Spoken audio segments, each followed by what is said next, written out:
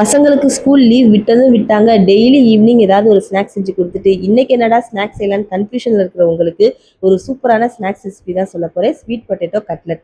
சக்கரவள்ளி கிழங்க நல்லா வாஷ் பண்ணிட்டு இட்லி பாத்திரத்துல வேக வச்சு எடுத்துக்கலாம். கிழங்கு ஆறுனதும் தோல்லாம் உரிச்சு தனியா எடுத்துக்கலாம். கூடவே 2 பிரெட்டை தூள் பண்ணி எடுத்துக்கலாம். 2 டேபிள் ஸ்பூன் கார்ன்ஃப்ளவர் மாவை கொஞ்சமா தண்ணி சேர்த்து திக்கா கரைச்சு எடுத்துக்கலாம்.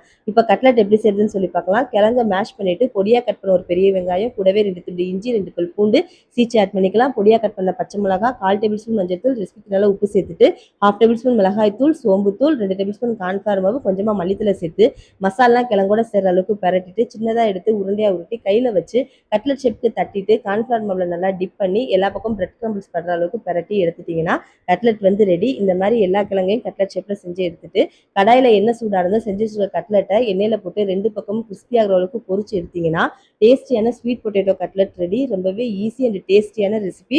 அவ்வளோதான், உங்களோட கன்ஃபியூஷன் தீர்ந்துச்சா? இன்னைக்கு ஈவினிங் உங்களோட கிட்ஸுக்குலாம் இந்த ரெசிபி ட்ரை பண்ணி கொடுத்துட்டு எப்படி இருந்துச்சுன்னு எனக்கு கமெண்ட்ல சொல்லுங்க. சாட்டர்டே ரெசிபி சேனலை சப்ஸ்கிரைப் பண்ணாங்க, சப்ஸ்கிரைப் பண்ணிக்கோங்க. இன்ஸ்டாகிராம் பேஜை ஃபாலோ பண்ணிக்கோங்க. நாளைக்கு வேற ஒரு ரெசிபியோட பார்க்குறேன். Thanks for